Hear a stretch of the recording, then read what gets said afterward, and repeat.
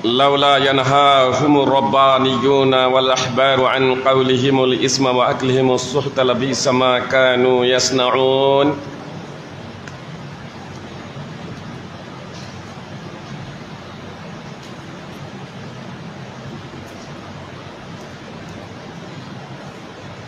সুপ্রিয় ভাই ও বোনদের জানাই আন্তরিক শুভেচ্ছা ও অভিনন্দন। আলহামদুলিল্লাহ, আমরা আজকের দাওয়াতি প্রোগ্রামে মাগরিবের সালাতের পর থেকেই ধৈর্য সহকারে বক্তব্য শুনছি। যদিও কয়েকদিন থেকেই বৃষ্টি হচ্ছে মাঝে মাঝেই, আর বিশেষ করে আজকে তুলনামূলকভাবে একটু বেশি। তারপরেও আপনাদের উপস্থিতি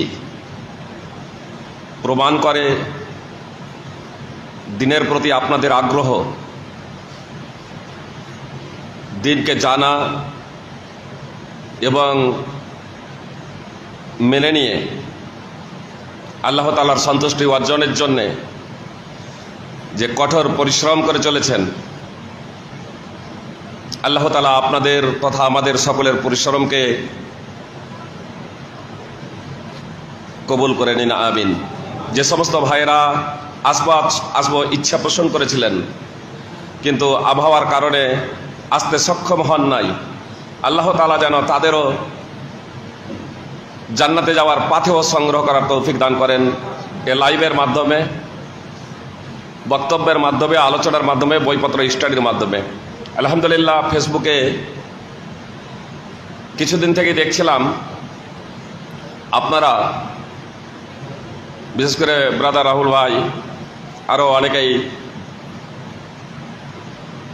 জলঙ্গি, ডোমকল এবং তার আশেপাশে বিভিন্ন জায়গাতে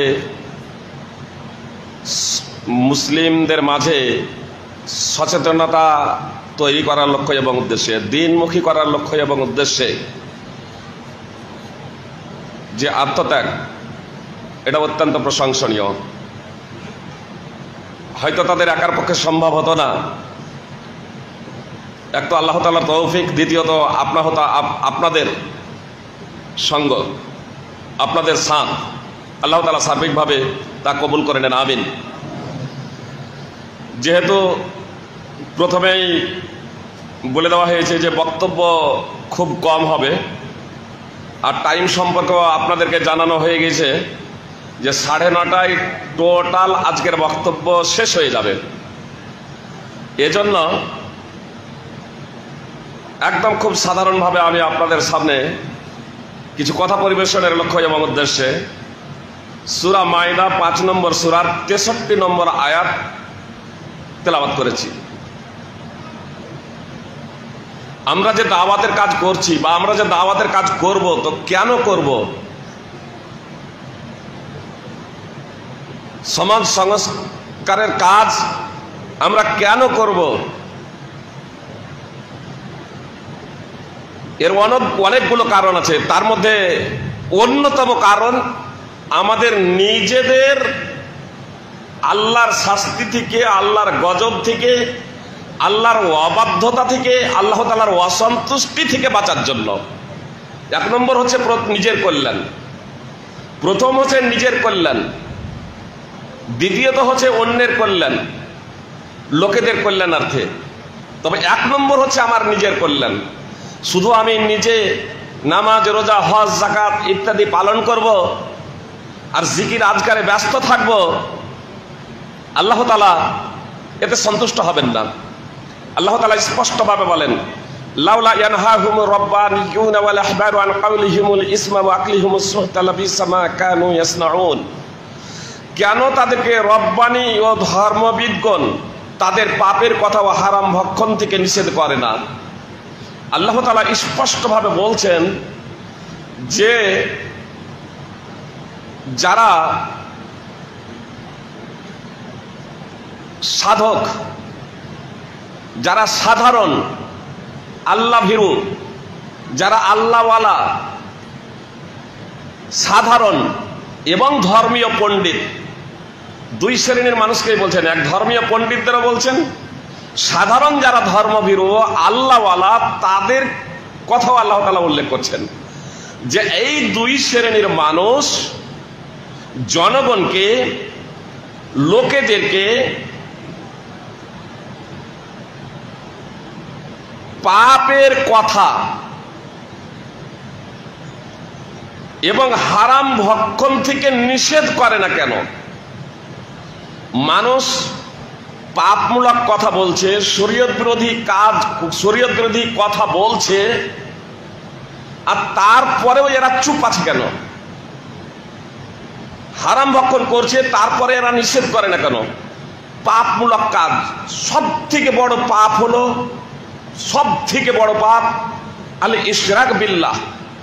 বিস্তারিত ব্যাখ্যা বিশ্লেষণ দেওয়ার সময় নেই, আমি শুধু আপনাদের এতটুকু বলি যে বিষয়ে কারো কোনো দ্বিমত নেই যে আল্লাহ তাআলার সাথে অংশীদার সাব্যস্ত করা হলো, এটা সব থেকে বড় বড় পাপ। আর আমরা এমন একটা দেশে বসবাস করছি যেখানে সিংহভাগ এই পাপে জড়িত, আমাদের আশেপাশে, আমাদের চতুর্দিকে। তারপরেও সার্বিকভাবে আমরা বলা যেতে পারে নীরবতা পালন করে চলেছি। মানুষ আজ অহরহ হারামে নিমজ্জিত হচ্ছে, আমরা চুপ করে আছি। আল্লাহ তাআলা এই চুপ করে থাকাটাকে বলছেন লাবিসা মা কানু ইয়াসনাউন। এই চুপ থাকাটা হলো কতই না মন্দ, নীরব থাকাটা হলো কতই না মন্দ। এক শ্রেণীর মানুষ তো পাপাচার করছে, এক শ্রেণীর মানুষ তো অবৈধ কাজে লিপ্ত হচ্ছে, কিন্তু যারা আমরা আল্লাহ ভীরু, যারা আমরা ধর্মীয় পণ্ডিত, তাদেরকে অপরাধ করতে দেখে, তাদেরকে পাপের কথা বলতে দেখে, তাদেরকে অবৈধ ভক্ষণ করতে দেখে আমরা নীরবতা পালন করে চলেছি। তাদের জন্য এটা আল্লাহ তাআলা বলছেন অত্যন্ত নিন্দনীয় বিষয়, এটা অত্যন্ত মন্দ বিষয়, খুবই খারাপ বিষয়। ইবনে আব্বাস রাদিয়াল্লাহু তাআলা আনহু বলছেন যে ধর্মভীরুদের জন্য, আল্লাহওয়ালাদের জন্য, ধর্মীয় পণ্ডিতদের জন্য পবিত্র কোরআনে এর থেকে ভয়াবহ আয়াত, সতর্কতামূলক আয়াত, ভীতি প্রদর্শনকারী আয়াত আর অন্য কোথাও নেই এই আয়াত থেকে। তার কারণ অপরাধ যারা করছে তারা তো অপরাধ করছে, যারা অপরাধ করছে তারা অপরাধের শাস্তি ভোগ করবে। আমরা যারা অপরাধ করি না, আল্লাহ আল্লাহ করছি, তাদের চুপ থাকাটাকে আল্লাহ তাআলা অপরাধ বলে গণ্য করেছেন। এজন্য আমরা দাওয়াতের কাজ করব। কেন? কি বুঝতে পারলাম এ থেকে? সূরা মাইদা 63 নম্বর আয়াত। এ থেকে আমরা বুঝতে পারলাম যে 1 নম্বর হচ্ছে আমাদের মুক্তি, 2 নম্বর জনগণের কল্যাণ। তার কারণ আমরা হলাম খায়রা উম্মাহ, শ্রেষ্ঠ জাতি।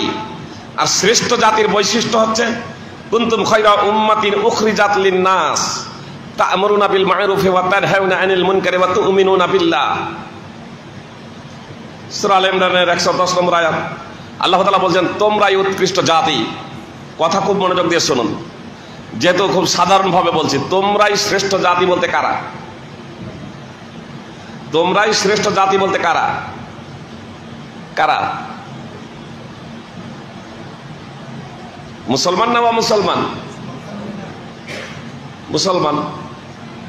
বেরেলিরা বলবে আমরা, হানাফিরা বলবে আমরা, শাফি মালিকি যে যা বলছে সবাই বলবে আমরা শ্রেষ্ঠ, শিয়ারা বলবে আমরা, যে যাই বলুন না কেন।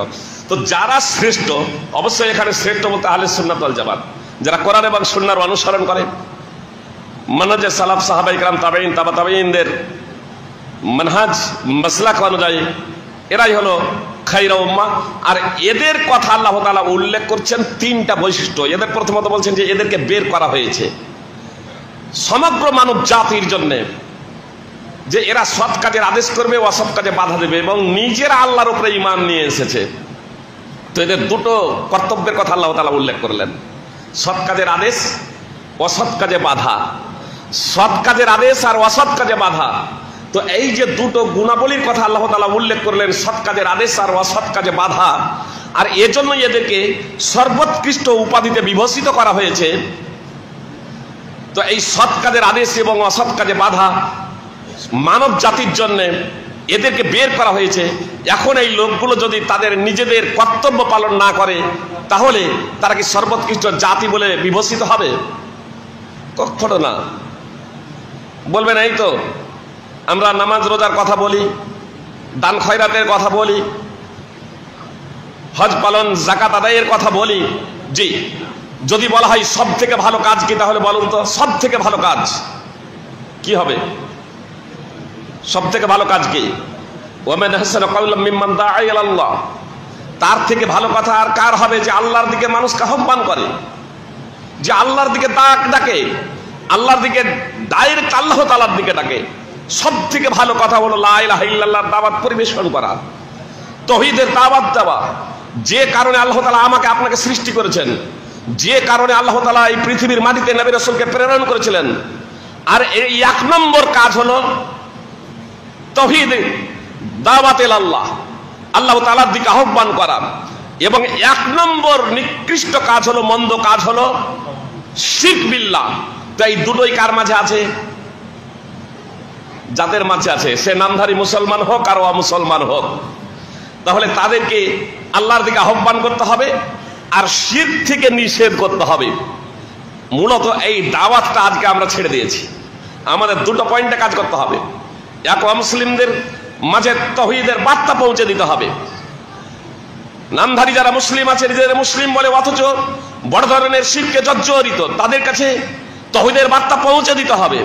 জি, আসলে তাওহীদ সম্পর্কে বিশেষভাবে তারা অবগত নয়, আকীদা সম্পর্কে তারা বিশেষভাবে অবগত নয়। এজন্য সহিহ আকীদা ইমাম আবু হানিফা, ইমাম শাফি, ইমাম মালিক, ইমাম আহমদ বিন হাম্বল রাহিমাহুল্লাহ, এই ইমামদের আকীদা সম্পর্কে জনগণ অবগত নয়।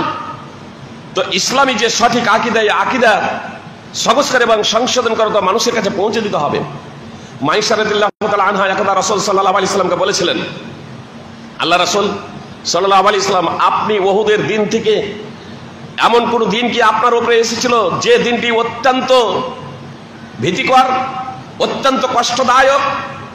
ওহুদের দিন থেকে আপনারা ওহুদের দিন প্রসঙ্গে অবগত আছেন যে ওহুদের দিনে মুহাম্মদ সাল্লাল্লাহু আলাইহি সাহাবী অনেক শহীদ হয়েছিলেন। স্বয়ং মুহাম্মদ সাল্লাল্লাহু আলাইহি সাল্লাম আহত হয়েছিলেন, তার পবিত্র দাঁত ভেঙে গিয়েছিল।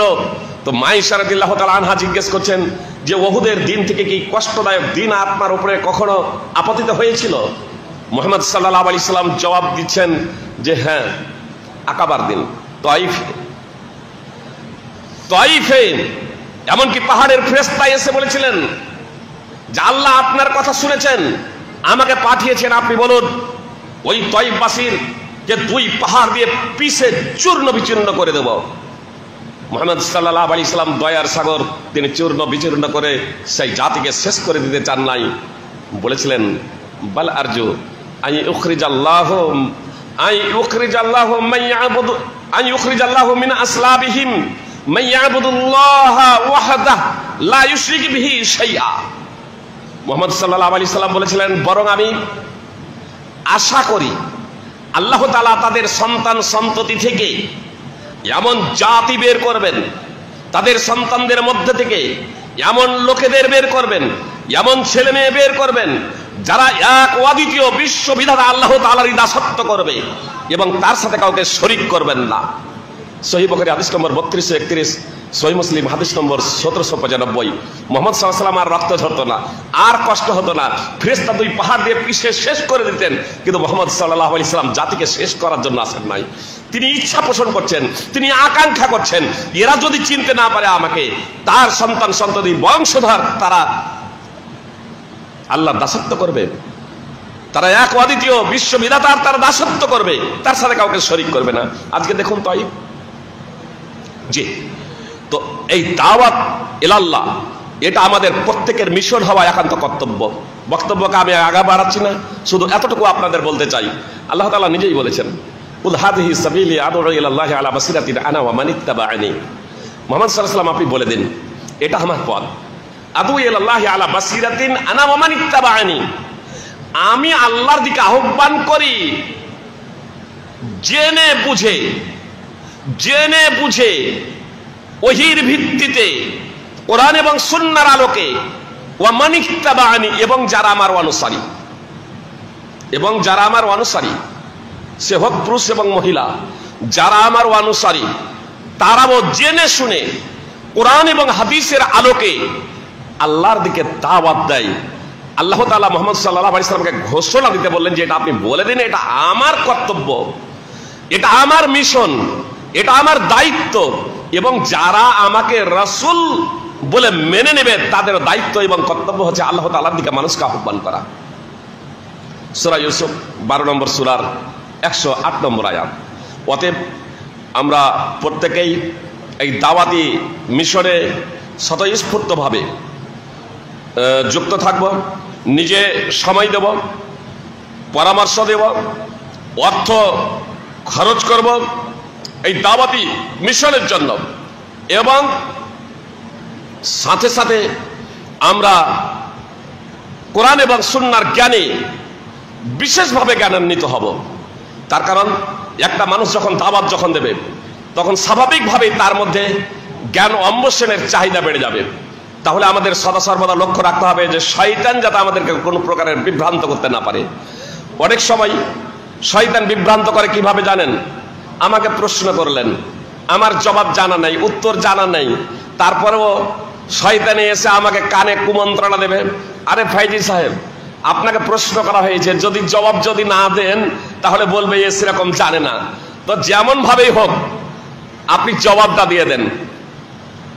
জবাব দিয়ে দিলাম যে না জেনে শুনে, এটা হচ্ছে পাপ, এটা হচ্ছে গুনাহ, এটা হচ্ছে শয়তানের পক্ষ থেকে। বরং কোনো বিষয় যদি জানা না থাকে তাৎক্ষণিক, তাহলে আমার কর্তব্য হবে যে আমার বলা যে আমি এই বিষয়টা আপাতত জানি না।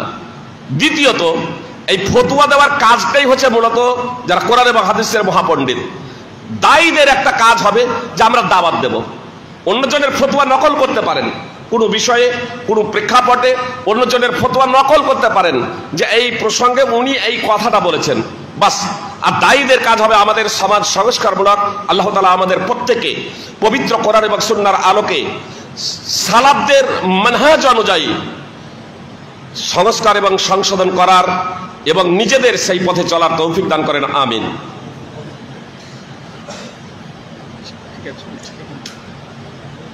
আসসালামু আলাইকুম ওয়া রাহমাতুল্লাহ। শোনা যাচ্ছে?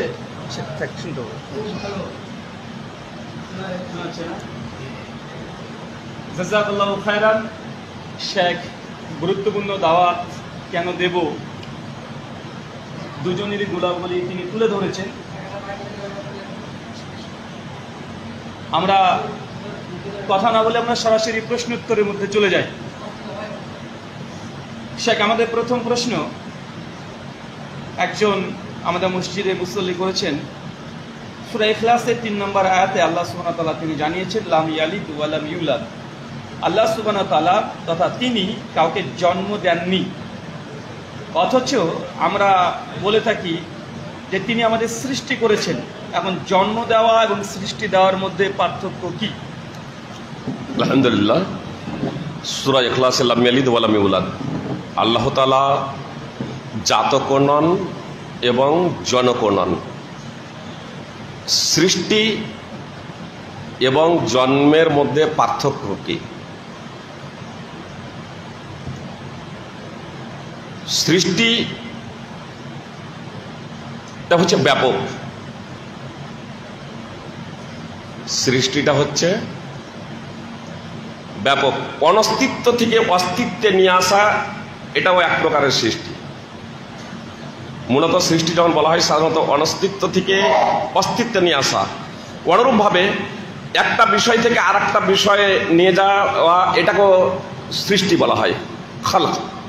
সুতরাং সমস্ত যে সৃষ্টি অনস্তিত্ব থেকে অস্তিত্বে এসেছে, কোনো অস্তিত্ব ছিল না এমন কি না, পানি থেকে অনেক কিছুকে সৃষ্টি করা হয়েছে।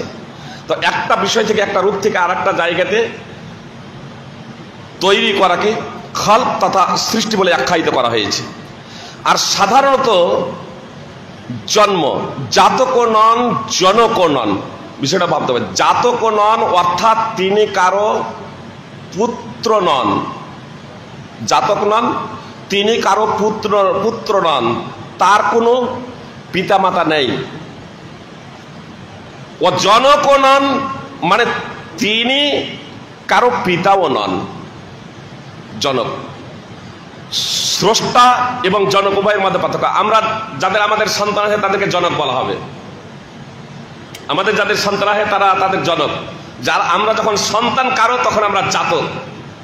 তো আল্লাহ তাআলা কারো সন্তানও নন, আর আল্লাহ তাআলার কারো পিতাও নন। এক কথাই, মানে আল্লাহর কোনো ছেলেও নেই, আল্লাহর কোনো পিতাও নাই। পার্থক্যটা বুঝে এসেছে?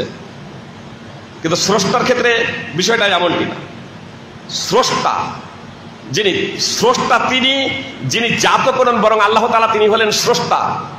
তিনি জাতক নন, তিনি জনক নন, সমস্ত সৃষ্টির তিনি হলেন স্রষ্টা। বলেন। প্রশ্ন 2, শেখ ইমাম সাখাবী রাহিমাহুল্লাহ মাকাসিদুল হাসানার 1021 নম্বর হাদিসে আবু বকর রাদিয়াল্লাহু আনহু থেকে নবীর নাম শুনলে চোখে চুমু দেওয়া মর্মে একটা রিওয়ায়াত এসেছে। তারপরে তিনি সেখানে হাদিস নিয়ে আসার পরে লা ইউসাফ শব্দ নকল করেছেন। এখন অনেকের দাবি বা একটা উসুল দিতে চাই তারা, যে কোনো মুহাদ্দিস যখন কোনো হাদিসকে সহি নয় বলে, তার অর্থ এই যে হাদিসটা মূলত সহির নিচের দরজায়, হতে পারে হাসান, যেন মোল্লা আলী কারি হানাফি রাহিমাহুল্লাহ থেকে এরকম একটা কল পাওয়া যায়। তো এটা দিয়েই এই হাদিসকে অনেকেই সহি প্রমাণ করার চেষ্টা করছে। আসলে এই উসুল সঠিক কিনা? সার্বিকভাবে ওসুল সঠিক নয়, প্রথম নম্বর কথা হচ্ছে। দ্বিতীয় নম্বর কথা হচ্ছে, ইমাম সাখাবী আল মাকাসিদুল হাসানাতে সেটা উল্লেখ করেছেন, এবং সহি নয় বলে যেটা উল্লেখ করেছেন মোল্লা আলী কারি, তিনিও ইমাম সাখাবীর কথাটাকেই উল্লেখ করেছেন।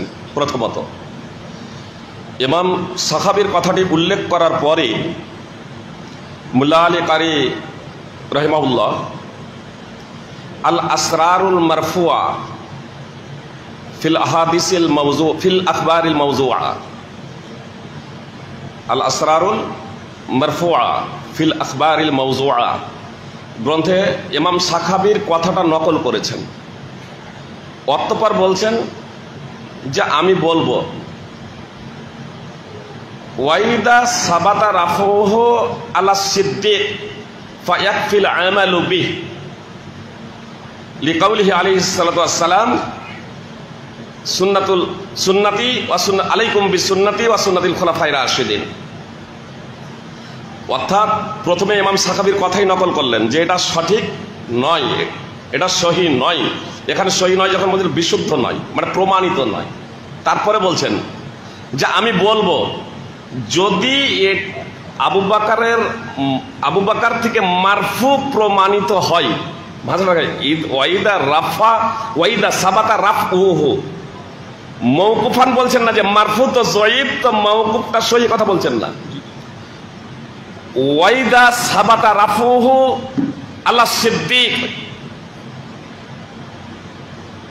ফায়াকফিল আমালু বিহি, যদি প্রমাণিত হয় আবু বকর সিদ্দিক থেকে মারফু, প্রথমে উল্লেখ করে দিলেন যে এটা সহি নয়, তারপরে বলছেন যদি প্রমাণিত হয় তাহলে দলিল হিসাবে তা যথেষ্ট, তাহলে তার উপরে আমল করার জন্য তার যথেষ্ট হবে। কারণ রাসূল সাল্লাল্লাহু আলাইহি সাল্লাম বলেছেন যে তোমরা আমার সুন্নাত এবং খোলাফায়ে রাশিদিনের সুন্নাতকে আঁকড়ে ধরো। এখানে একটা বিষয়, যে কেউ যদি বলেন আসলে মারফু, এখানে আসলে মওকুফ হতো, মানে মারফুটা তো সহি নয় কিন্তু মওকুফ হিসেবে সহি, কেউ যদি বলতে যদি চাই যে এটা একটু এই ধরেছে, তাহলেও এর তাৎপর্য হবে এটাই যে যদি প্রমাণিত হয় কোন বিষয়, যদি প্রমাণিত হয়, যেমন ইমাম আবু হানিফা, ইমাম শাফি, ইমাম মালিক, আহমদ ইবনে হাম্বল রাতুল মুতারে উল্লেখ করা হয়েছে বিভিন্ন মাসলা মাসাইলের ক্ষেত্রে। তারপরে উল্লেখ করছেন ইদা সাহাল হাদিস ফাহুয়া মাযহাবি, যদি হাদিস সহি হয় তাহলে সেটা হবে আমার মাযহাব। তো যদি প্রমাণিত হয়, তো যখন প্রমাণিত নয়, আগে উল্লেখ করে দেন কিন্তু প্রমাণিত নয়, বুঝতে পেরেছেন? আগেই উল্লেখ করে দিয়েছেন, আর আগে গিয়ে তিনি লিখছেন ওয়াকিলা, আর বলা হয়েছে লা ইউফআলু ওয়ালা ইউনহা, করাও হবে না, নিষেধ করা যাবে না। তারপর বলছেন গারাবাতুহু লা তাকফা আলা যাবিন লোহা বুদ্ধিজীবীদের জন্য এর দুর্বলতা গোপন নয়। কি বললেন? আর এর যে তাৎপর্য, এটা যে ইনি হাসান বলতে চাননি, যে জয়ীব, এর জ্বলন্ত প্রমাণ হলো স্বয়ং মোল্লা আলী কারির আর একটি বই হচ্ছে আল মাসনু ফি মা, আরেকটি মোল্লা আলী কারি হানাফি রাহিমাহুল্লাহর বই হচ্ছে আল মাসনু ফি মারিফাতিল হাদিসিল মাওযুউ। জাল হাদিস গ্রন্থের বই আল মাসনু ফি মারিফাতিল হাদিসিল মাওযুউ। এই বইয়ে তিনি এটাকে উল্লেখ করেছেন, আর এই বইয়ে উল্লেখ করার পরে সহি নয় এতটুকু বলেই ছেড়ে দিয়েছেন, যে বিশুদ্ধ নয়, জাল হাদিস গ্রন্থে উল্লেখ করছেন।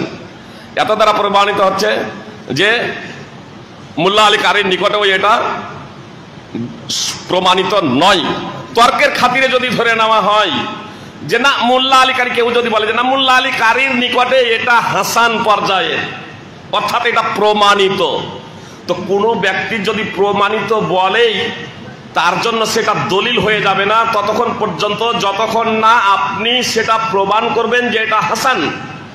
ইনি তো ইমাম দাইলামির ফেরদাউস থেকে নকল করেছেন, আর ইমাম দাইলামি সনদবিহীন ভাবে উল্লেখ করেছেন, কোন সনদই উল্লেখ করেননি ফেরদাউসে, শুধু সাহাবীর নাম উল্লেখ করেছেন, তারপরে কোনো সনদ বর্ণনা করেননি। যেমন ইমাম বুখারী, ইমাম মুসলিম, ইমাম আবু দাউদ, ইমাম তিরমিজি, ইমাম নাসাই, ইমাম ইবনে মাজাহ হাদিস বর্ণনা করতে গিয়ে নিজের ওস্তাদ, তার ওস্তাদ, শিক্ষক পরপর ধারাবাহিকভাবে পরম্পরাগত যে চেন সিস্টেম যে বর্ণনা উল্লেখ করেছেন, চেন সিস্টেম বর্ণনা উল্লেখ করতে গিয়েও যদি একজন বর্ণনাকারী যদি বিচ্ছিন্ন থাকে তাহলেই সেটা গ্রহণযোগ্য নয়। বিশুদ্ধ প্রমাণিত হওয়ার জন্য, হাসান প্রমাণিত হওয়ার জন্য তা যথেষ্ট নয়। আর সেখানে দাইলামি রাহিমাহুল্লাহ আপনার আবু বকর থেকে যে বর্ণনা করছেন কোন সনদ বর্ণনা করেননি, অথচ আবু বকরের ইন্তেকালের প্রায় 4 শতাধিক পরে ইমাম দাইলামি জন্মগ্রহণ করেছেন, 445 হিজরিতে, আর আবু বকর রাদিয়াল্লাহু তাআলা আনহু ইন্তেকাল করেছেন 13 হিজরিতে। কেউ যদি বলে এটা প্রমাণিত, 400 বছরের মধ্যে তুমি সনদ তো প্রথমে পেশ করো, সনদটা তো পেশ করো। এর জন্য আল মাকাসিদুল হাসানাতে ইমাম শাকাফি যেখানে বলছেন প্রমাণিত নয়, তার মুহাক্কিক গবেষক মুহাম্মদ উসমান তিনি তার শেষে গিয়ে বলছেন যে এগুলো হচ্ছে বানামাট এবং ভিত্তিহীন। এজন্য সৌদি ফতোয়া কমিটির মুফতিগণ শেখ ইবনে বাজ সহ সৌদি ফতোয়া কমিটির মুফতিগণ তাকে বেদাত বলে উল্লেখ করেছেন। আল্লাহ তাআলা আমাদের তা থেকে বেঁচে থাকার তৌফিক দান করেন, আমিন।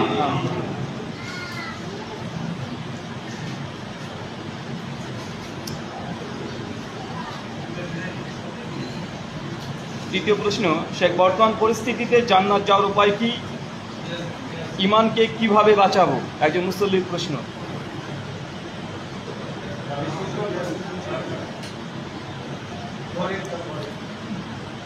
জান্নাত যাওয়ার জন্য বর্তমান পরিস্থিতিতে আমাদের করণীয় কি? ইমানকে বাঁচানোর জন্য আমাদের কোন পন্থা অবলম্বন করা দরকার? আপনার অতীত থেকে নিয়ে মুহাম্মদ সাল্লাল্লাহু আলাইহি সাল্লামের নবুয়াত লাভের পর থেকে নিয়ে আপনার কিয়ামতের আগে পর্যন্ত যে কেউ জান্নাতে যেতে চায় মুহাম্মদ সাল্লাল্লাহু আলাইহি সাল্লামের পদ্ধতি ছাড়া সেটা সম্ভব নয়। আল্লাহ তাআলা পবিত্র কোরআনে বলেন, ফাইন আমানু বিমিসলি মা আমানতুম বিহি ফাকাদ ইহতাদাউ ওয়া ইন তাওয়াল্লাউ ফাইন্নামা হুম ফি শিকাক। যদি তারা তোমাদের মতো ঈমান নিয়ে আসে, যদি তারা তোমাদের মতো ঈমান নিয়ে আসে তাহলে হেদায়েত প্রাপ্ত হবে, আর যদি বিমুখ হয় তবে মতভেদে লিপ্ত হয়ে যাবে, বিরোধিতায় নিমজ্জিত হবে। সূরা বাকারার 137 নম্বর আয়াত। অত্র আয়াতে দুটো শব্দ আমাদের বুঝে নিতে হবে, তারা এবং তোমাদের, মানে তোমাদের মতো ঈমানের আল্লাহ তাআলা দাবি করেছেন। যদি তারা বলতে কারা আর তোমাদের বলতে কারা? সূরা বাকারার এই আয়াত মদিনায় অবতীর্ণ হয়েছে। এই আয়াত যখন অবতীর্ণ হয় তখন যারা ঈমান আনয়ন করেছিলেন তারা হলেন তোমাদের, আর তাদেরকে বলা হয় সাহাবা, তাদেরকে বলা হয় সাহাবা। আর তারা বলতে তখন পর্যন্ত যারা ঈমান আনয়ন করেনি, আর এটাকে যদি সম্প্রসারিত করি বা এক কথাই বোঝার প্রচেষ্টা করব মনে করি, তাহলে যারা ওয়াসাহাবা, সেই সময় যারা ইহুদি খ্রিস্টান ছিল, মুশরিক ছিল, তারা থেকে নিয়ে অদ্যাবধি যারা মুসলমান, এমনকি তাবেঈ তাবা তাবি, তারাও হলেন তারা, তার কারণ তাদেরও ইয়ে ছিল না, তারাও হলেন তারা, তারাও তখন ইমানদার ছিলেন না। তো এই তারা অর্থাৎ যারা সাহাবী নয়, তারা হিদায়াত প্রাপ্ত কখন হবে? আল্লাহ বললেন যদি তোমাদের মতো ঈমান আনে, অর্থাৎ সাহাবাদের মতো। অতএব সাহাবায়ে কিরামদের ঈমান হলো মিজান, সাহাবায়ে কিরামদের ঈমান হলো মানদণ্ড। সাহাবায়ে কিরাম রাদিয়াল্লাহু তাআলা আনহুমদের মতো ঈমান যদি আমরা নিয়ে আসতে পারি, তাহলে ইনশাআল্লাহ আমরা হেদায়েত প্রাপ্ত হয়ে যাবো। এই কথা আল্লাহ তাআলা পবিত্র কোরআনে স্পষ্টভাবে বলেছেন। যেহেতু অনেক প্রশ্ন আছে, জন্য বিস্তারিত ব্যাখ্যা বিশ্লেষণে যাচ্ছি না, শুধু আপাতত আপনাদের এখানে একটা কথা বলে দিই, কথা খুব মনোযোগ দিয়ে শুনুন। আল্লাহ হেদায়েত পাওয়ার জন্য বললেন যে সাহাবাদের মতো ঈমান। জি, সাহাবায়ে কিরাম রাদিয়াল্লাহু তাআলা আনহুম কিভাবে ঈমান নিয়ে এসেছিলেন? তারা তাদের মধ্যে একজনও কি কেউ এ কথা বলেছেন শুধু কোরআন আমাদের জন্য যথেষ্ট? একজন সাহাবা থেকেও প্রমাণিত নেই যে শুধু কোরআন আমাদের জন্য যথেষ্ট, হাদিস আমাদের জন্য যথেষ্ট নেই, হাদিস মানব না। তারা কোরআন এবং হাদিস এই দুটোই, এমনকি কোন তাবেঈ থেকে, তাবা তাবেঈ থেকে, কোন ইমাম থেকেও, কোন সালাফ থেকে এটা প্রমাণিত নেই যে আমরা শুধু কোরআন মানবো, হাদিস মানবো না। এত দ্বারা স্পষ্ট হয়ে গেল যে যারা সাহাবা, তাবেঈন, তাবা তাবেঈনদের পথকে ছেড়ে দিয়ে অন্য পথে ধাবিত হবে, তারা জাহান্নামে যাবে, তারা পথভ্রষ্ট।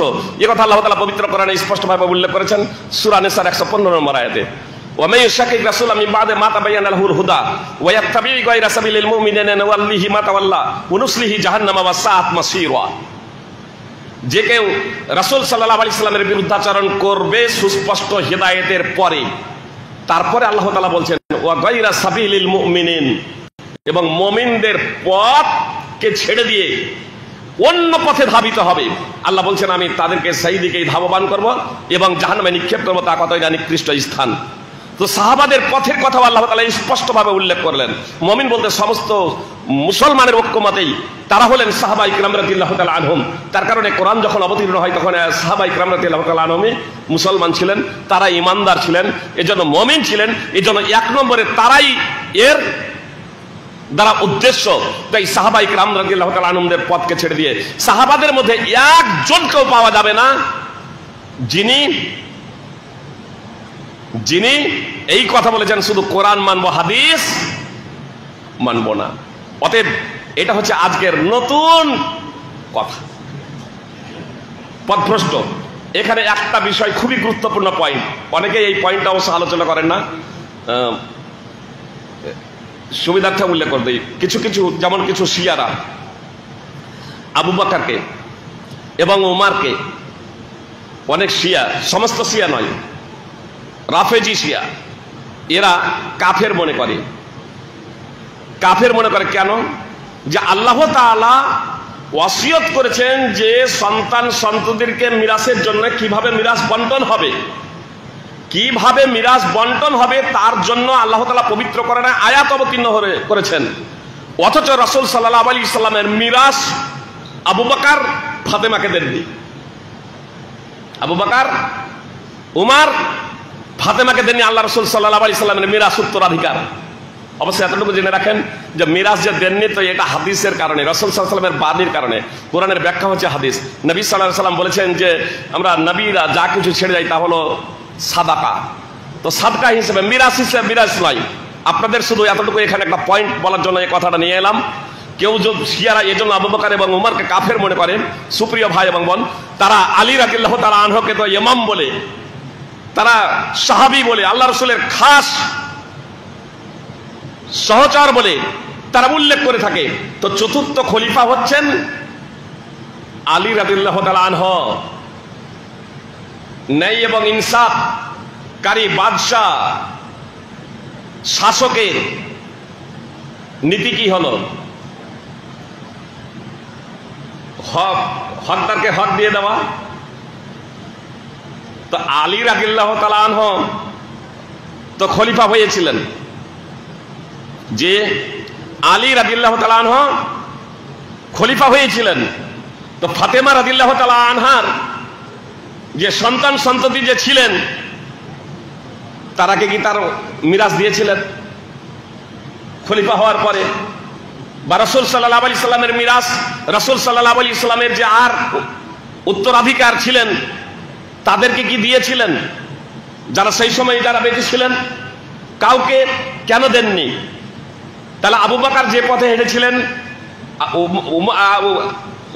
উমর রাদিয়াল্লাহু তাআলা আনহু যে পথে হেঁটেছিলেন, উসমান রাদিয়াল্লাহু তাআলা আনহু যে পথে হেঁটেছিলেন, সেই পথেই তো আলী রাদিয়াল্লাহু তাআলা আনহু হেঁটেছিলেন। আর শুধু ফাতেমাকে কেন বঞ্চিত করবেন? এটা তো হাদিসের কারণে। স্বয়ং যদি মিরাজ বন্টন করতেন তাহলে তো আবু বকরের কন্যা আয়েশাও পেতেন। মিরাজ যদি বন্টন করতেন তাহলে উমর রাদিয়াল্লাহু তাআলা আনহুর কন্যা হাফসাও পেতেন। আসলে শিয়াদের এটা হচ্ছে চরমতম অজ্ঞতার পরিণতি। ফল কথা, আমরা যদি হক পেতে চাই, আমরা যদি হেদায়েত প্রাপ্ত থাকতে চাই, হেদায়েতের পথে চলতে চাই, তাহলে আমাদেরকে কোরআন এবং সুন্নাহ এই দুটোকে অবশ্যই ফলো করতে হবে, এই দুটোকে আমাদের অবশ্যই মেনে চলতে হবে। এবং যারা সহি আকীদার, যারা দ্বীনের পথের পথিক আহ্বায়ক, কোরআন এবং হাদিসের পণ্ডিত, তাদের কাছ থেকে আমাদের ফতোয়া নিতে হবে, কোরআন এবং হাদিস আমাদের অধ্যয়ন করতে হবে এবং সেই পথে চলতে হবে। ইনশাআল্লাহ আমরা সৎ পথের পথিক হিসেবে আল্লাহ তাআলার সন্তুষ্টি অর্জনে ধন্য হব। জাযাকাল্লাহু খাইরান। শেখ, তাকদীর কেন্দ্রিক একটা প্রশ্ন। সুনান আবু দাউদের 4703 নম্বর হাদিস, আল্লাহ নবী আলাইহিস সালাম তিনি বলছেন, মহান আল্লাহ যখন কোনো বান্দাকে জান্নাতের জন্য সৃষ্টি করেন তখন তার দ্বারা জান্নাতবাসীদের কাজী করিয়ে নেন, শেষে সে জান্নাতীদের কাজ করে মারা যায় আর আল্লাহ তাআলা এর বিনিময়ে তাকে জান্নাত দেন। ঠিক একইভাবে আল্লাহ যেই বান্দাকে জাহান্নামের জন্য সৃষ্টি করেন তখন তার দ্বারা জাহান্নামীদের কাজই করিয়ে নেন। তো প্রশ্ন হচ্ছে এটা যে আল্লাহ সুবহানাহু ওয়া তাআলা তিনি নিজেই জান্নাতি ও জাহান্নামী কাজ করিয়ে নেন, তাহলে এখানে ব্যক্তি স্বাধীনতা বা ইচ্ছে শক্তি মানুষের আছে কি নেই?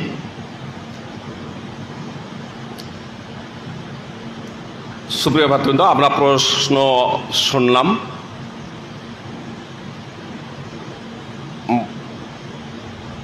তাকদীর আসলে হচ্ছে দুই প্রকারের, ভাগ্য, ইরাদা হচ্ছে দুই প্রকারের।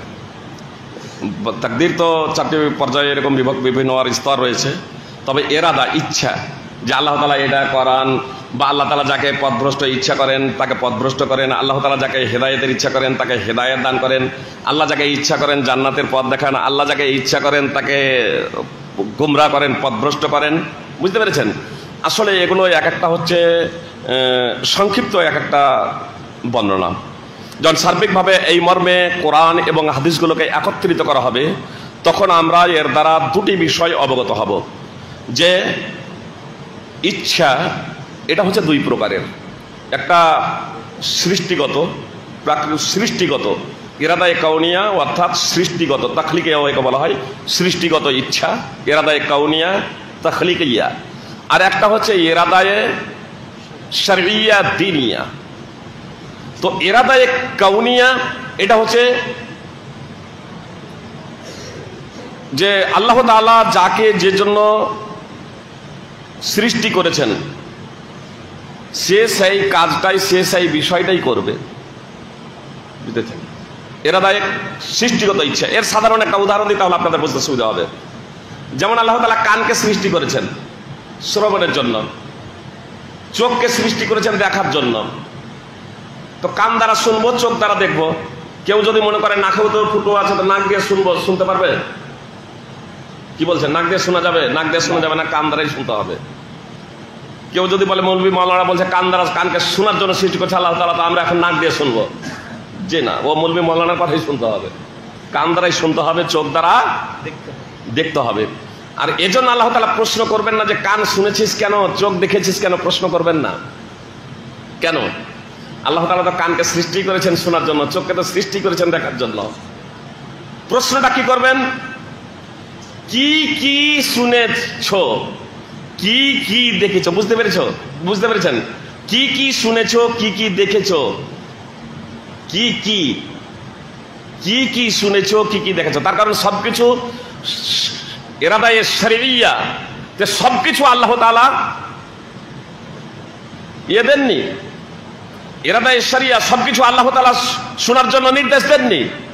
যা আল্লাহ তাআলা পছন্দ করেন, শরঈয়া দিনিয়া, যা আল্লাহ পছন্দ করেন, যেটা আল্লাহ তাআলার নিকটে প্রিয়, পছন্দনীয়, এই পছন্দনীয় কাজটা হতেও পারে নাও পারে। এই পছন্দনীয় কাজটা হতেও পারে নাও পারে, কিন্তু ইরাদায়ে কাউনিয়া, যেটা মাশিয়াত, যেটা ইচ্ছা, আল্লাহ তাআলার ইচ্ছা। তো এই ইচ্ছা, আল্লাহ তাআলার ইচ্ছা যেটা আছে, এটা একজন আল্লাহ তাআলার যে আনুগত্যশীল তার মাধ্যমেও পাওয়া যাবে, আর ইরাদায়ে শরিয়া এটাও তার মাধ্যমে পাওয়া যাবে, যে আল্লাহ তাআলার আনুগত্যশীল। তাহলে দুটোই এখানে একত্রিত হয়ে যাচ্ছে। কিন্তু একজন পাপীর ক্ষেত্রে এই দুটো একত্রিত হবে এমনটি না, এই দুটো বরং আলাদা হয়ে যাবে। মানে ইরাদায়ে শরিয়া আল্লাহ তাআলার ইচ্ছা, যেমন চুরি করা, ডাকাতি করা, খুন করা, ধর্ষণ করা, মিথ্যা বলা, তো এটাও আল্লাহ তাআলার মাশিয়াতের অন্তর্ভুক্ত। এটা আল্লাহ তাআলার মাশিয়াত, ইরাদায়ে কাউনিয়া, এটা আল্লাহ তাআলার মাশিয়াতের অন্তর্ভুক্ত। আল্লাহ তাআলা আমরা যা কিছু করছি সব কিছু আল্লাহ তাআলা সৃষ্টি করেছেন। আল্লাহু খালাকাকুম ওয়া মা তা'মালুন, আল্লাহ বলছেন যে আমি তোমাদের সৃষ্টি করেছি এবং তোমরা যা কিছু করছো সবই সৃষ্টি করেছি। সব কিছুর স্রষ্টা হলেন আল্লাহ, ভালো মন্দ সব কিছুরই স্রষ্টা হলেন আল্লাহ। তাহলে আমি এবং আপনি এখানে এখতিয়ারাধীন, আল্লাহ তাআলার ইচ্ছা। আমাকে আল্লাহ তাআলার ইচ্ছা, আমি ইচ্ছা, আল্লাহ তাআলার ইচ্ছা যে আমি সৎ করতে পারি, অসৎ করতে পারি। আল্লাহ তাআলা বলছেন ইন্না হাদাইনাহুস সাবিলা ইম্মা শাকিরা ওয়া ইম্মা কাফুরা, আমি মানুষকে সুপথ প্রদর্শন করিয়েছি, অতঃপর সে কৃতজ্ঞশীল হবে অথবা অকৃতজ্ঞ হবে। তা আল্লাহ তাআলা এখানে এখতিয়ারের কথা বলছেন, এখতিয়ারের কথা বলছেন, স্বাধীনতার কথা বলছেন।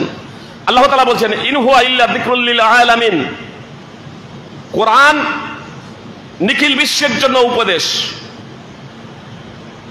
লিমান শাআ মিনকুম আন ইয়াস্তাকিম, এবার নিখিল বিশ্বের জন্য উপদেশ, কিন্তু তোমাদের মধ্যে যে কেউ সঠিক পথে চলতে চায় তার জন্য। সাধারণত কোরআন নিখিল বিশ্বের জন্য উপদেশ, তবে তোমাদের মধ্যে যে কেউ সঠিক পথে চলতে চায়, ওয়া মা তাশাউনা ইল্লা ইয়াশা আল্লাহু রাব্বুল আলামিন, আর তোমরা ইচ্ছা করতে পারো না, হ্যাঁ ততটুকু ইচ্ছা করতে পারো, আল্লাহ তাআলা যিনি নিখিল বিশ্বের প্রতিপালক তিনি যা চান। তো আল্লাহ চেয়েছেন যে আমরা ভালো কাজ করি, এজন্য যখন আল্লাহ তাআলার তৌফিক যখন হয় তখন আমরা ভালো কাজ করতে পারি। জি, এবার আমরা কেউ যদি আল্লাহ তাআলার সন্তুষ্টি কামনা না করি, তা আল্লাহ বলপূর্বক আল্লাহ তাআলা আমাদেরকে সৎ পথে নিয়ে আসবেন না। সেই বিষয়টা কেন আল্লাহ তাআলা বলপূর্বক আমাকে বলবেন না যে ফাইজি সাহেব তুমি এরকম নামাজ পড়তে, রোজা রাখতে, তাহলে তো আল্লাহ তাআলা ইচ্ছে করতেন তো সবাই তো সৎ হয়ে যেত।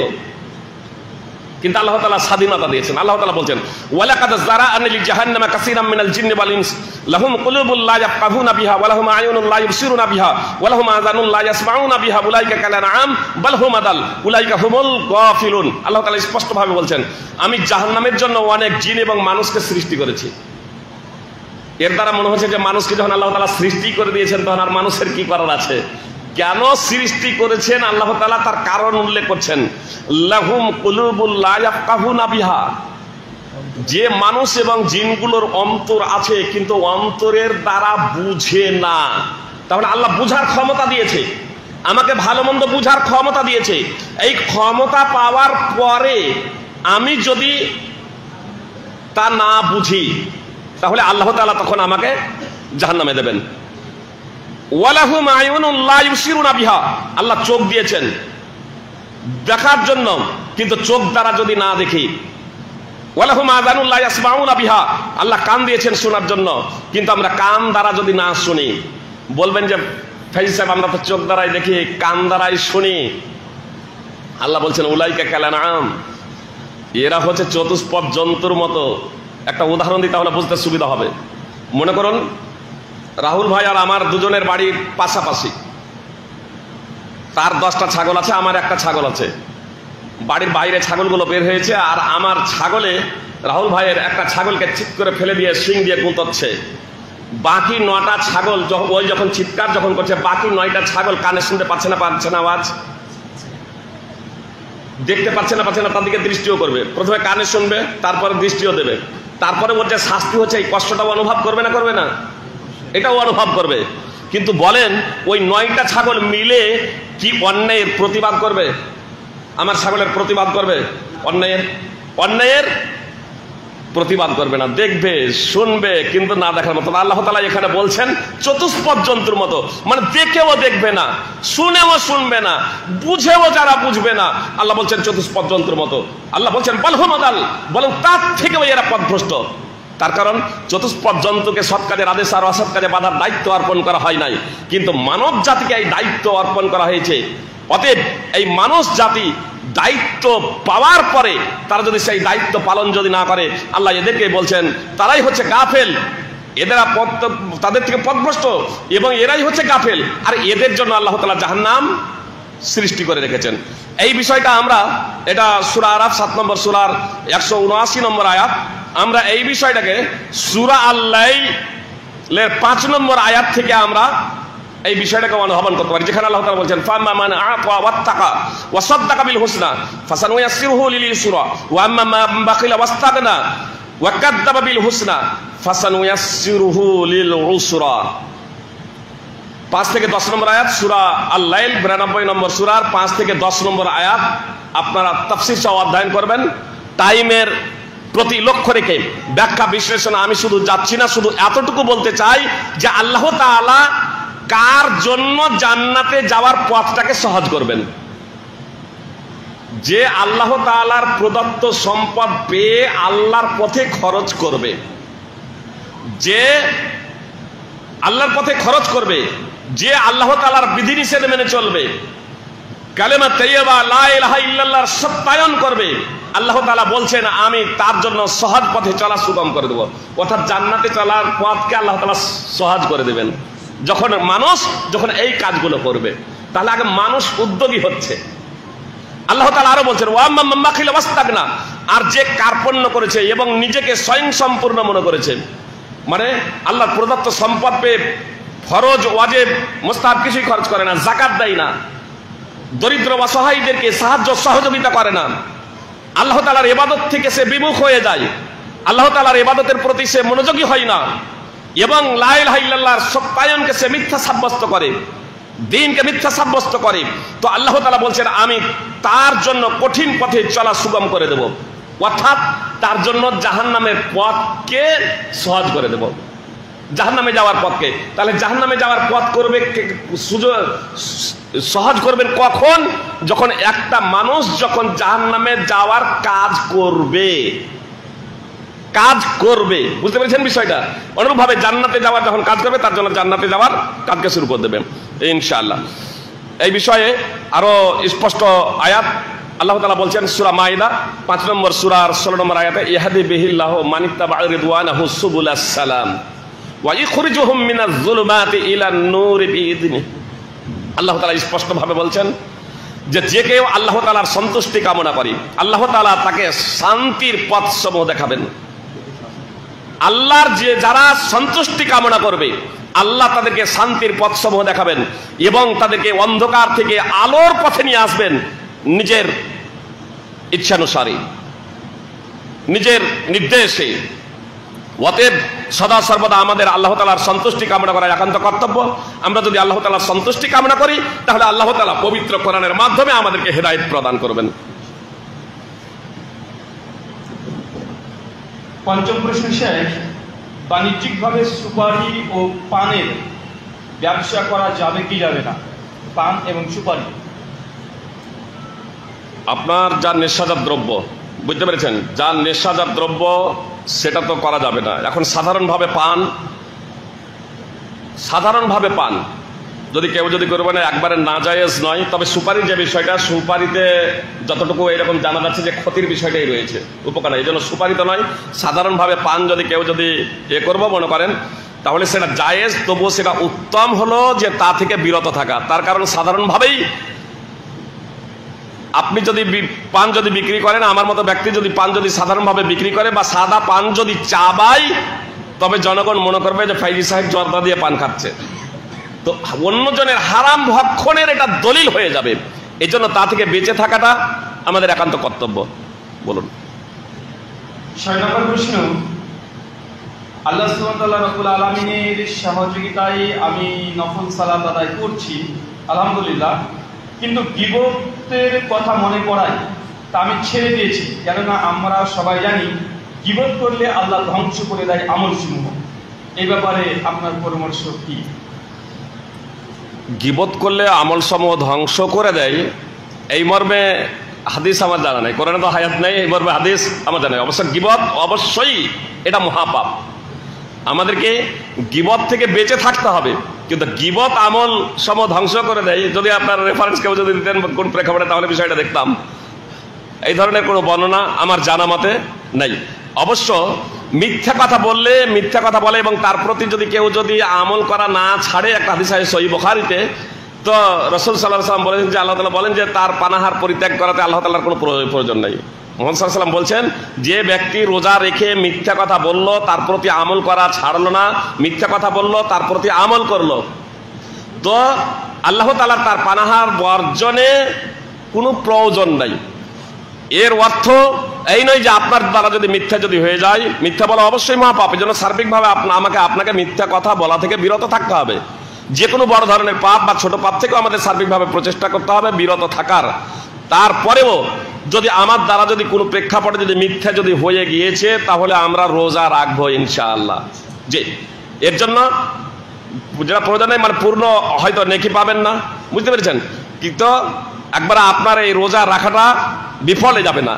আসলে পাপের ভয়াবহতা প্রসঙ্গে সতর্ককরণের লক্ষ্য এবং উদ্দেশ্যে মুহাম্মদ সাল্লাল্লাহু আলাইহি ওয়াসাল্লাম এই কথা বলেছেন। অনুরূপভাবে এই বিষয়টা এখানে স্পষ্ট করে দিই, কেউ বলে যে 40 দিন পর্যন্ত কেউ যদি মদ পান করে আর তার অন্তরে তার পাকস্থলে যদি নেশার যদি সামান্য ছিটে ফোটাও থাকে, 40 দিন তার নামাজ কবুল হবে না। কেউ যদি নেশাজাত দ্রব্য সেবন করে, সে যদি নেশাগ্রস্ত হয়, তার 40 দিনের নামাজ কবুল হবে না। তাহলে 40 দিন তো নামাজ কবুল হবে না, তাহলে নেশা যখন পান করে নিয়েছি নামাজ ছেড়ে দেবো? জি না, আপনি যদি নামাজ ছেড়ে দেন তাহলে আরো আপনি কবুল হবে না, তারপর আপনি পড়বেন। জি, নামাজ ছেড়ে দিলে আপনার উপরে যে ফরজ অর্পিত ছিল, এই ফরজ ছেড়ে দেওয়ার কারণে আর একটা পাপে আপনি নিমজ্জিত হবেন। এর জন্য আপনাকে কাজটা করতে থাকতে হবে। যখন নফল রোজার প্রসঙ্গটা এলো, তখন একটা বিষয় এখানে বলে দিই। রাসূল সাল্লাল্লাহু আলাইহি ওয়াসাল্লাম বলেছেন, আফদালুস সিয়ামে বাদা শাহরা রমাদানা শাহরুল্লাহিল মুহাররম। রমাদান মাসের পরে সব থেকে উত্তম রোজা রাখা হলো আল্লাহর মাস মুহররম মাসে রোজা রাখা। সহিহ মুসলিম সব বিভিন্ন হাদিস গ্রন্থে হাদিস রয়েছে। এখানে আমরা মুহররম মাসে রোজা রাখা বলতে শুধু এতটুকুকেই বুঝেছি যে আশুরার রোজা 9 এবং 10। অবশ্যই মুহররম মাসের মধ্যে এই দুটি রোজা রাখা অত্যন্ত গুরুত্বপূর্ণ, কিন্তু পুরো মুহররম মাসে রোজা রাখাটা ভালো কাজ, পুণ্যের কাজ, নেকির কাজ। তার কারণ মুহাম্মদ সাল্লাল্লাহু আলাইহি ওয়াসাল্লাম পুরো মুহররম মাস প্রসঙ্গেই বলছেন, পুরো মুহররম মাস সম্পর্কে। এজন্য 9-10-এর মধ্যে শুধু আমরা সীমাবদ্ধ রাখবো না, যারা পারবো তারা মুহররম মাসে একাধিক রোজা রাখার প্রচেষ্টা করবে ইনশাআল্লাহ। আর এই মুহররম মাসের ফজিলত পবিত্র কোরআনের আয়াত থেকেও এটা প্রমাণিত। সূরা তাওবা 9 নম্বর সূরা 36 নম্বর আয়াত, তাফসীর সহ দ্রষ্টব্য। আসমান জমিন আল্লাহ তাআলা যেদিন সৃষ্টি করেছিলেন, সেই দিন থেকেই আল্লাহ তাআলার বিধানে এই মুহররম মাসের ফজিলত রয়েছে। আল্লাহ বলছেন মিনহা আরবাআতুন হুরুম, এই 12টি মাসের মধ্যে 4টি মাস হলো সম্মানিত মাস, তার মধ্যে একটি মাস হলো এই মুহররম মাস। এখন মুহররম মাসই চলছে। 7 নম্বর প্রশ্ন, একজন ইমাম কোরআনুল কারীম খুব সুন্দর করে পাঠ করতে পারে, কিন্তু তিনি ইমামতি করলে ঝামেলা হবে এই সংশয়ে এমন একজন ইমামতি করছেন যার কোরআনের কিরাতের ত্রুটি আছে, এখন এই বিষয়ে করণীয় কি? বিষয়টা হচ্ছে কোরআন শুদ্ধ করে পড়াটাও হচ্ছে গুরুত্বপূর্ণ একটা বিষয়। বিশেষ করে কত ক্ষেত্রে অর্থ পর্যন্ত পরিবর্তন হয়ে যায়। যেমন কুল কুল হুয়াল্লাহু আহাদ, তুমি বলো আল্লাহ এক, অদ্বিতীয়। এখন কেউ যদি পড়ে কুল হুয়াল্লাহু আহাদ, তুমি খাও আল্লাহ এক, অনেক পার্থক্য হয়ে যাচ্ছে না? এজন্য আমাদের প্রচেষ্টাটা করতে হবে শুদ্ধ করে পড়ার জন্য। আর যিনি শুদ্ধ করে কোরআন পড়তে জানি না, তার আগে বেড়ে যাওয়াটা উচিত না। শুদ্ধ করে কেউ কোরআন পড়তে জানে না, এটা বিশেষ করে সেই ক্ষেত্রে যখন আমাদের নির্দিষ্ট ইমাম থাকবেন না। নির্দিষ্ট যখন ইমাম থাকবেন না, তখন কার বেশি পরিচিতি আছে, কার বেশি অনুসারী আছে, এটা দেখার ব্যাপার নাই। আমাদেরকে দেখতে হবে আমাদের মধ্যে নামাজে মসজিদে এসেও মুসাল্লিদেরকে লক্ষ্য রাখতে হবে, এইখানে এসে যাতে আমাদের এরকম প্রচলিত রাজনীতিতে মেতে না উঠি। কোনো জায়গাতেই আমাদের নোংরা রাজনীতি করা কাম্য নয়। আল্লাহর ঘরে এসেও যদি আপনি ওই রোজনার আপনি যদি নোংরা রাজনীতির যদি শিকার যদি হই, তাহলে জানতে হবে যে আমরা আল্লাহর প্রকৃত দাস না, এখন আমরা প্রকৃত ইমানদার হতে পারিনি। এজন্য আমাদের একান্ত কর্তব্য হবে, যিনি কোরআন শুদ্ধ করে পড়তে জানেন, যিনি কোরআন শুদ্ধভাবে পড়তে জানেন, তাকে আমাদের আগে বাড়ানো। তার সাথে আমার ব্যক্তিগত অন্য কোনো শত্রুতা থাকতে পারে, সেটা স্বতন্ত্র ব্যাপার, তবু সেটা চেষ্টা করতে হবে জীবদ্দশাতেই মিটমাট করে নেওয়ার।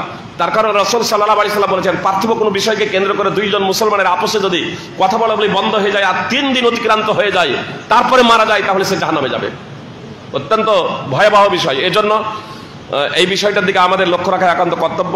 আর যে ভাই কোরআন শুদ্ধ করে পড়তে জানেন, অথচ তিনি ইমামতি করলে ঝগড়া হবে, তো তাকেও বিষয়টা নিয়ে একটু ভাবা দরকার যে আমার কি মান এবং সম্মান এতটাই খাটো হয়ে গেছে, এতটাই নিচে হয়ে গেছে যে আমি ইমামতি করলে ঝগড়া হবে।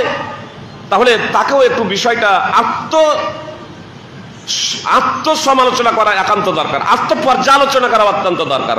আল্লাহ তাআলা আমাদের সঠিক সমাধান করার, কোরআন এবং সুন্নাহর আলোকে নিজেদের সংস্কার সংশোধন করার তৌফিক দান করেন, আমিন। 8 নম্বর প্রশ্ন, কোন মানুষ যদি পশুর সাথে জিনা করে তাহলে ইসলাম তার কি বিধান দিয়েছে? এ প্রসঙ্গে একটি হাদিস রয়েছে যে তাকেও হত্যা করতে হবে এবং পশুটিকেও হত্যা করতে হবে। অবশ্য এই হাদিসটি যদিও কেউ কেউ সঠিক বলে উল্লেখ করেছেন, তাহলে মতভেদ রয়েছে। এই বিষয়টিকে আমি একটু পিছনে নিয়ে যাচ্ছি, অন্য প্রশ্ন করেন, পরে আমি জবাব দিচ্ছি ইনশাআল্লাহ। এরপরে প্রশ্ন 9 নম্বর প্রশ্ন, যদি কোনো মুসল্লি অপর কোনো মুসল্লির উপরে রাগ করে, তার বাড়ির পাশের মসজিদ থাকার শর্তেও যেখানে নামাজ পড়ে না, তাহলে কি তার নামাজ হয়ে যাবে? সুপ্রিয় ভাতৃবৃন্দ, কারো প্রতি রাগ করে মসজিদ ত্যাগ করা যাবে না। জি, রাসূল সাল্লাল্লাহু আলাইহি সাল্লাম বলেছেন, যে ব্যক্তি আজান শুনলো আর তারপরে মসজিদ আসে না, শরঈ উজুর ব্যতীত, শরীয়তি উজুর ব্যতীত তার নামাজ হবে না। ইমামের উপরে রাগ করে বা কোনো মুসল্লির উপরে রাগ করে আপনি বাড়িতে নামাজ পড়বেন, এটা শরঈ কোনো কারণ নয়। অতএব আপনাকে মসজিদে এসে নামাজ পড়তে হবে। শরঈ যদি কোনো কারণ যদি থেকে থাকে, তাহলে সেটা স্বতন্ত্র ব্যাপার। আপনার বৃষ্টি শুরু হয়ে গেছে, বৃষ্টি ঝড় ইত্যাদি হচ্ছে, আপনি অসুস্থ হয়ে গেছেন, তাহলে সেটা স্বতন্ত্র ব্যাপার। বলেন। 10 নম্বর প্রশ্ন, শেখ,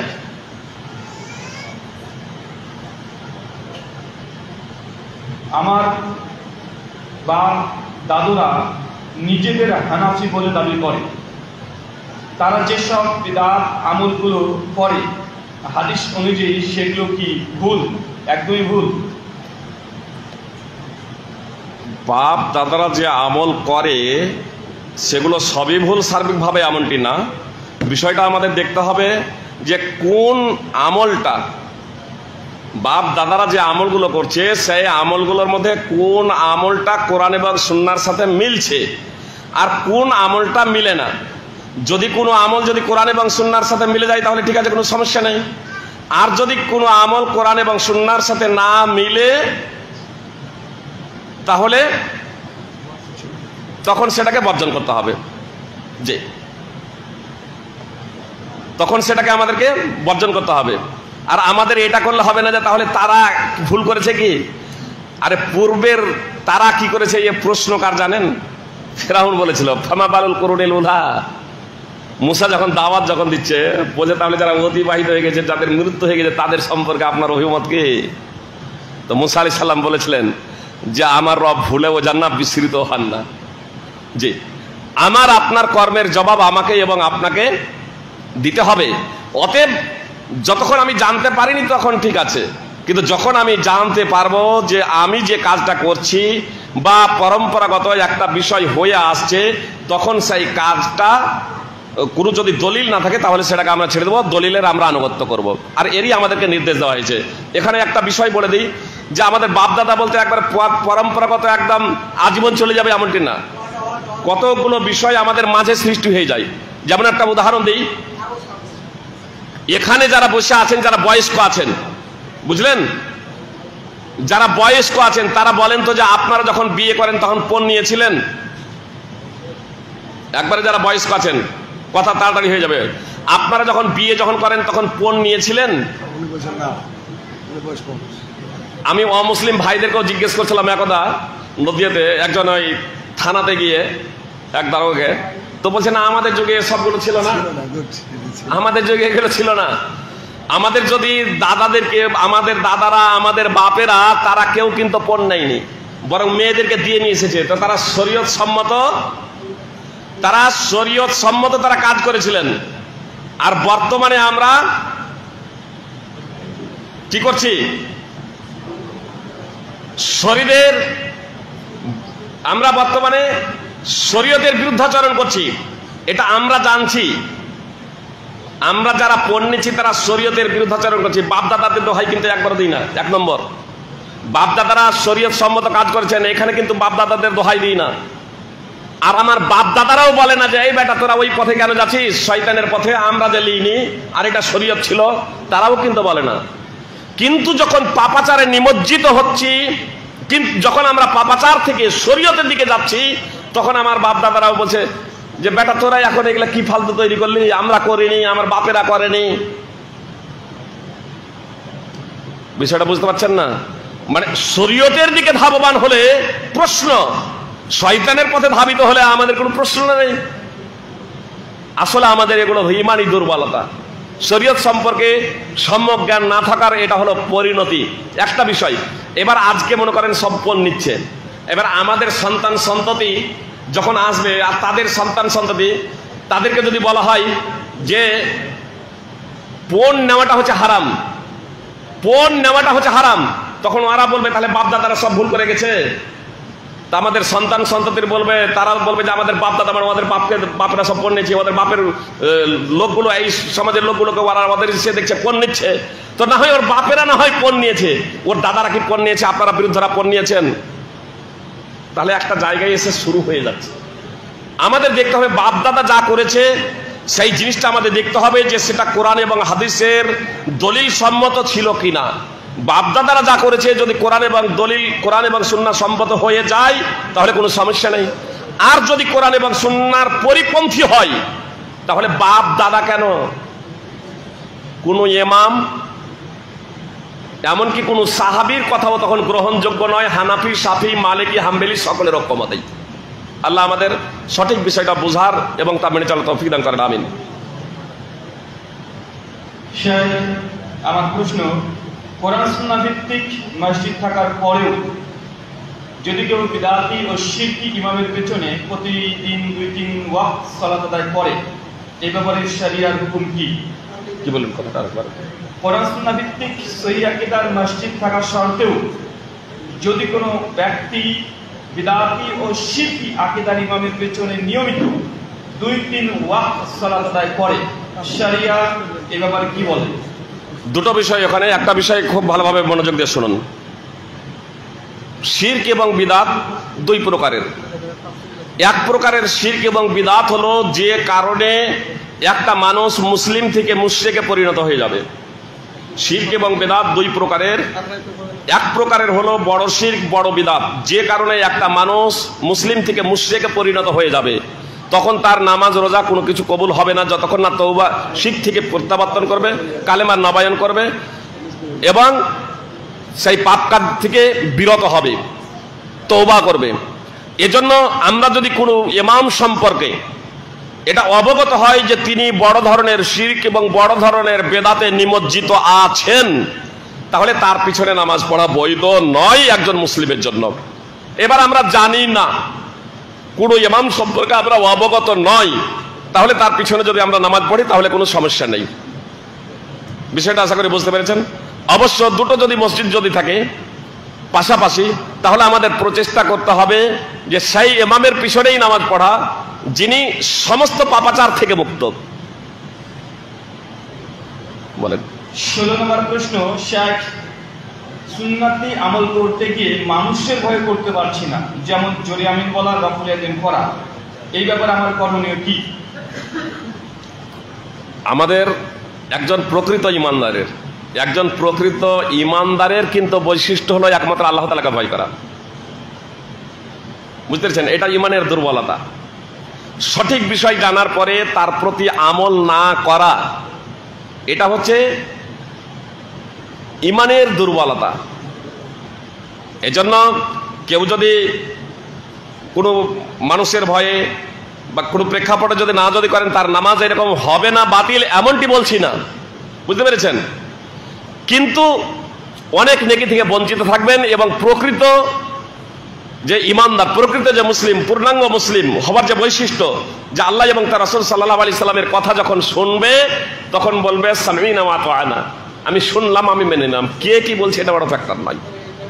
অতএব আমাদের দুর্বলতা কাটিয়ে উঠে পরিপূর্ণ মুসলিম হওয়ার প্রচেষ্টা করতে হবে। বলেন। 17 নম্বর প্রশ্ন, কৃষক বন্ধু বার্ধক্য ভাতা, লক্ষ্মীর ভান্ডারের টাকা মুসলিম হিসাবে নেওয়া যাবে কিনা? এক সময় আমাদের খুব কম আছে। কোনো সমস্যা নেই, কোনো সমস্যা নেই। বুঝতে পেরেছেন? নামের কারণে কোনো কিছু যায় আসে না, ও নামের কারণে কোনো কিছু যায় আসে না। বুঝতে পেরেছেন? কোনো সমস্যা নেই। সরকার অনুদান দিচ্ছে, সেখানে যদি কোনো প্রকারের আমাদের প্রতারণা এবং ধোঁকাবাজি যদি না থাকে, সরকার যে ক্যাটাগরি এবং মানদণ্ড নির্ধারণ করেছে সেই মানদণ্ডের ভিত্তিতে যদি আমরা যদি অ্যাপ্লাই যদি করি এবং তা যদি গ্রহণ করি তাহলে কোনো সমস্যা নেই ইনশাআল্লাহ। বলেন। 18 নম্বর প্রশ্ন, সালাতের জামাত চলছে, কিছু মানুষ পরে জামাতে অংশগ্রহণ করেছে, যখন ইমাম সালাত ফিরিয়েছেন তখন এক ব্যক্তি এসে তাদের সাথে সালাতে শামিল হয়েছে, ইমাম সালাত ফিরিয়েছেন, তার সালাতের বিষয়ে কি বলবেন? সালাত চলছে, এমত অবস্থায় আপনার মানে কিছু তো মুসল্লি পেছনে আসে, দিয়ে সালাম ফিরিয়ে দিয়েছে, অন্য একজন এসে ওই পেছনে থাকা মুসল্লির হাত ধরেছে, ওর সালাতের কি হবে? মানে তখন কিন্তু সালাম শেষ।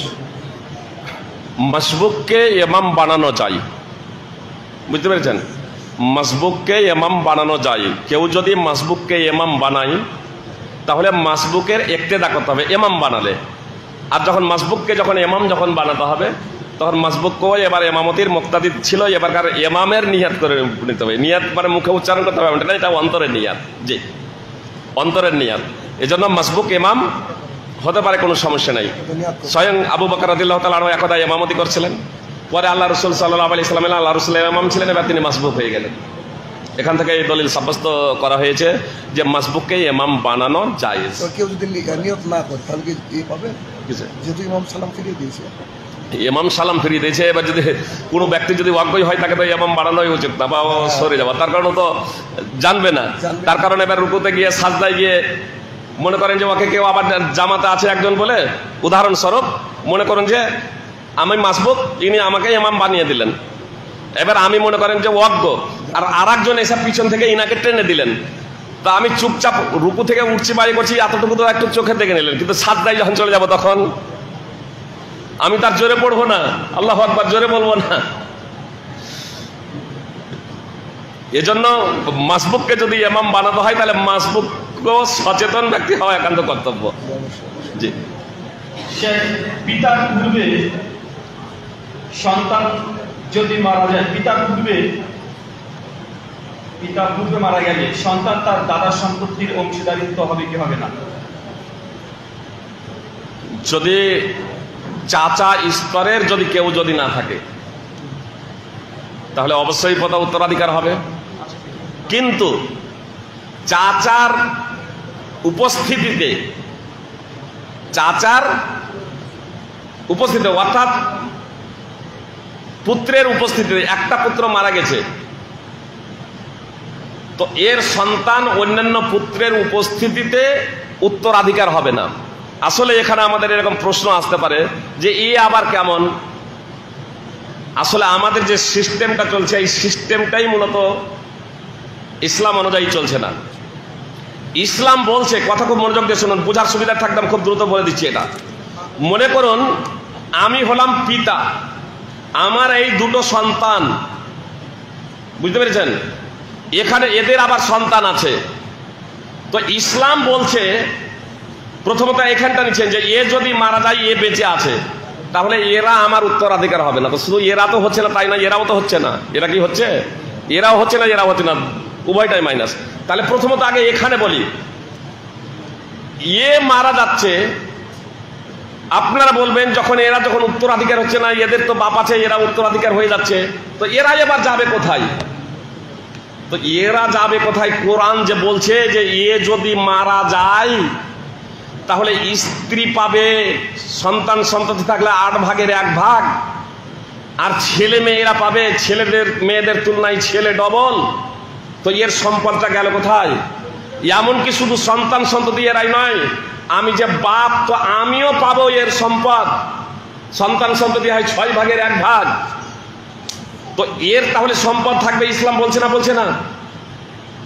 তাহলে ইসলাম বলছে এর সম্পদ থাকবে, মানে বিয়ে শাদী যখন হয়ে যাবে এর নিজস্ব ব্যালেন্স থাকবে, এর নিজস্ব উপার্জন থাকবে।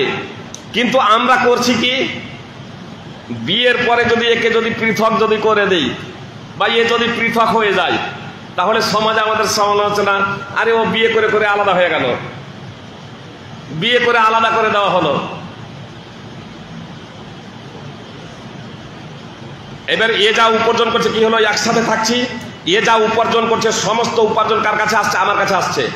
এ সমস্ত উপার্জন প্রথমে যেহেতু আমি ভুল করেছি, কথা খুব মনোযোগ দিয়ে শুনুন, প্রথমে যেহেতু আমি ভুল করেছি যে এর উপার্জন এর কাছে আমি রাখিনি, এর সমস্ত উপার্জন আমি নিয়েছি, আমি ভোগ করেছি, এজন্য এ যখন মারা যাবে, ছেলে যখন মারা যাবে, আমার দাদা হিসেবে পোতাদের জন্য, বৌমার জন্য, পতিন যারা আছে তাদের জন্য ওয়াসিয়ত করা শুধু নয়, তাদেরকে দেওয়া, হিবা করা। জি, উত্তরাধিকারদের জন্য উত্তরাধিকার ওয়ারিসদের জন্য ওয়াসিয়ত নাই, কিন্তু এরা তো এখন ওয়াসিয়ত ইয়ে নেই, এরা আমার উত্তরাধিকার নয়, এজন্য তো ওয়াসিয়ত করতেই হবে। আর বর্তমান পরিস্থিতিতে বরং আমাকে হিবা করে দিতে হবে যাতে তারা নিঃস্ব না হয়। তার কারণ ভুলটা তো প্রথমে আমরাই করেছি, এর সমস্ত সম্পদ আমি নিয়েছি, এজন্য আমাকে অবশ্যই এটা করতে হবে। আর একটা বিষয় বলি, কখনো কখনো বাপ থেকে, এই দাদা থেকে পোতা বড় লোক হয় না? হয় না? দাদা থেকে পোতা বড় লোক হয় না? বাপ বেঁচে আছে, বলছেন পোতা পাচ্ছিলেন না, যে বিষয়টা বলছিলেন, বাপ বেঁচে আছে, পোতা যদি মারা যায় তাহলে দাদা পাবে? সকলের ক্ষমতাই পাবে না, বাপ না থাকলে পাবে, কিন্তু বাপ বেঁচে আছে। তো যেমন পোতা মারা গেলে, নিচ থেকে ধরুন, পোতা মারা গেলে যেমন দাদা পাবে না বাপ থাকার কারণে, অনুরূপ ভাবে বেটা মারা গেলে পোতা পাবে না বেটা থাকার কারণে, উত্তরাধিকার সূত্রে। কিন্তু হিবা, ওয়াসিয়ত এগুলো করা যেতেই পারে। আর বিশেষ করে আমাদের এই 51টি পরিবারে যারা একসাথে ছেলের উপার্জন সবকিছু ভোগ করছি, ছেলে মারা যাওয়ার সঙ্গে সঙ্গে পুত্রবধূ এবং তার সন্তান সন্ততিদের জন্য ওয়াসিয়ত করা বা হিবা করাটা আবশ্যিক। আল্লাহ তাআলা আমাদের সঠিক বিষয়টা বোঝার তৌফিক দান করেন, আমিন। সর্বশেষ প্রশ্ন, হানাফি কেল্লার পোস্টমর্টেম প্রথম খণ্ড আমরা পেয়েছি, দ্বিতীয় খণ্ডর আমরা কবে নাগাদ পেতে পারি বা কি অবস্থা? দোয়া করেন, আল্লাহ তাআলার ইচ্ছা হলে ইনশাআল্লাহ হবে। একটা প্রশ্ন শেষ করে দিচ্ছি, মানে আমি প্রশ্ন ছেড়ে দিয়েছিলাম। ইবনে আব্বাস রাদিয়াল্লাহু তাআলা আনহু বলছেন, মান আতা বাহিমাতান ফাকতুলুহু ওয়াকতুলুহা মাআহ। যে ব্যক্তি চতুষ্পদ জন্তুর সাথে, প্রশ্ন ছিল কেউ যদি চতুষ্পদ জন্তুর সাথে যদি ব্যভিচার করে তাহলে তার হুকুম কি? তো ইবনে আব্বাস রাদিয়াল্লাহু তাআলা আনহু বলছেন যে রাসূল সাল্লাল্লাহু আলাইহি সাল্লাম বলেছেন, যে এই কাজ করবে তাকে তোমরা হত্যা করো এবং তার সাথে তার পশুটাকেও।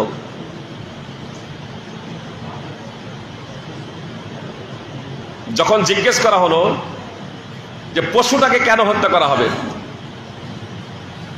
পশুটাকে কেন হত্যা করা হবে,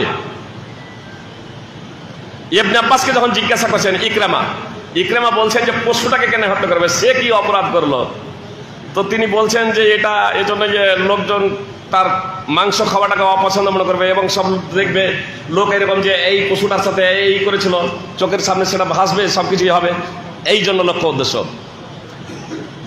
যদিও ইমাম আবু দাউদ দুর্বলতার দিকে ইঙ্গিত করেছে, আমি বললাম যে কেউ কেউ দুর্বলতার কথা উল্লেখ করেছে, তবে আল্লামা নাসিরউদ্দিন আলবানী হাদিসটিকে হাসান বলে উল্লেখ করেছেন, সুনান আবি দাউদের হাদিস। এবং শোয়েব আন-নাওয়াত মুসনাদ আহমদের ভাষ্যকার, তিনিও হাদিসটিকে জাইয়্যিদ বলে উল্লেখ করেছেন। আল্লাহু আলাম। তবে একটা বিষয় এখানে জেনে রাখবেন, মানে এই কাজটা হলো অত্যন্ত জঘন্য কাজ, অত্যন্ত নিকৃষ্ট কাজ, অত্যন্ত নিচু মানসিকতার কাজ। অবশ্য এই হত্যা করার কাজ, মানে দণ্ডনীয় অপরাধগুলো, এগুলো ব্যক্তিগতভাবে আমি আপনি হাতে তুলে নেবো এমনটি না, এটা ইসলামী শাসন।